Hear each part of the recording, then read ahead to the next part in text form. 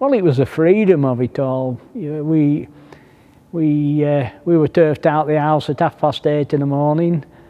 9 in summer holidays. Mother always had something to do.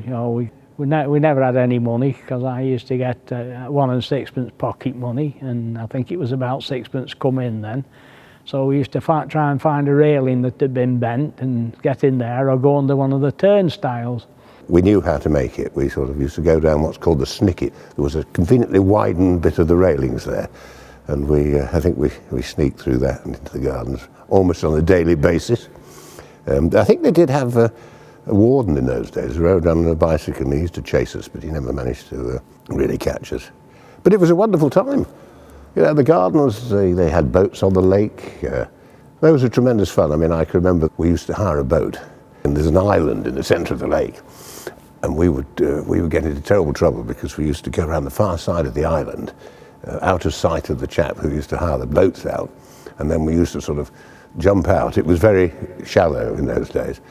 Put a rope under a stone, and then we'd paddle across the broad walk and leave the boat moored on the far side. And he was shouting at us, "Come back, you scoundrels, you little beggars, I'll have you."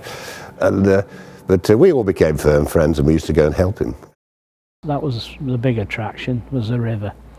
I couldn't wait to get in. I've always been keen on water, so we used to paddle in the river and throw stones in it, because nobody ever bothered in those days, and modesty, if your clothes got wet, you just went in your birthday suit. Nobody bothered. I started looking after my granddaughter. I used to fetch her and take her around feeding the ducks and everything.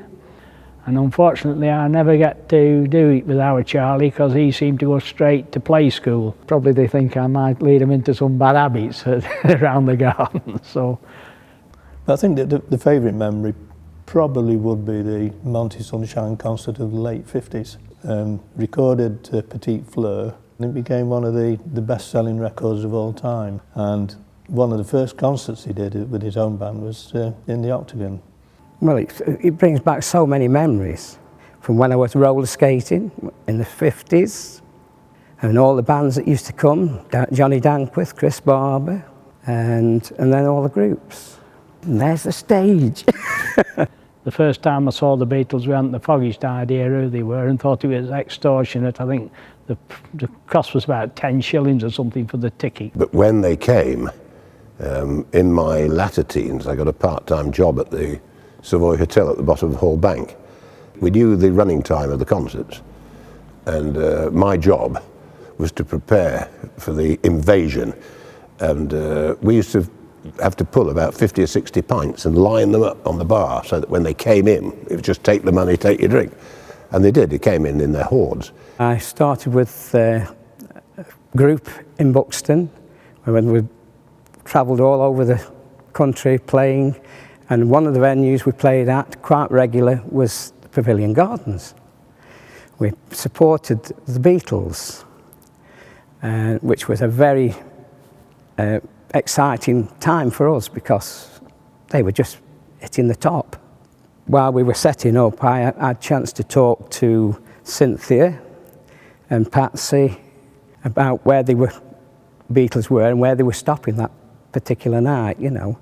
But they wouldn't divulge anything like that, they wouldn't give any secrets away at all. We were first on the stage, and then another local group called the Deltones played, and then the Beatles came. And from there on, it's, you know, we had a good time. I think it was 1961 when I came to the dance at the Pavilion Gardens in the Octagon, where the big bands were always playing. And I met my husband David, and we had a dance together.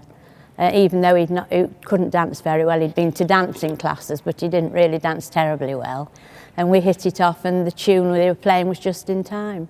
Of course, you've got to explain that in those days, all the dances were waltzers, quick steps. It wasn't, it was the days before jiving, really, so you know, you had to be a sort of, well, relatively accomplished dancer. And this room here was absolutely packed with people every week, and it was a sort of fantastic occasion, all the band on the stage there. And we met at one of these dances, and yeah, as they say, that's it. Remember it evermore.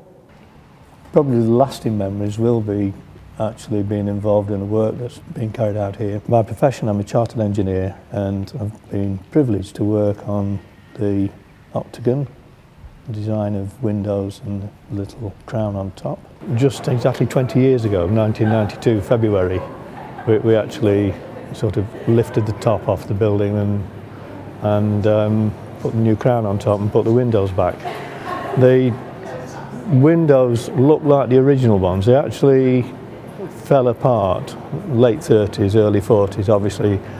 During the war there was no great appetite for spending a lot of money, so they were simply boarded up, slated over, and until 1992 the windows just weren't there. There were some interesting problems.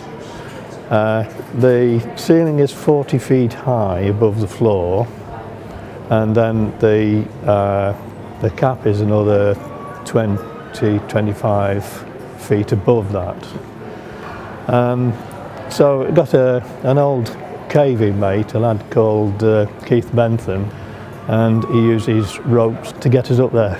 A good job nobody was looking, because health and safety wouldn't have approved. To me, the Pavilion Gardens means so much on so many different levels. Entertainment, certainly, going back to the early 50s and continuing up to today.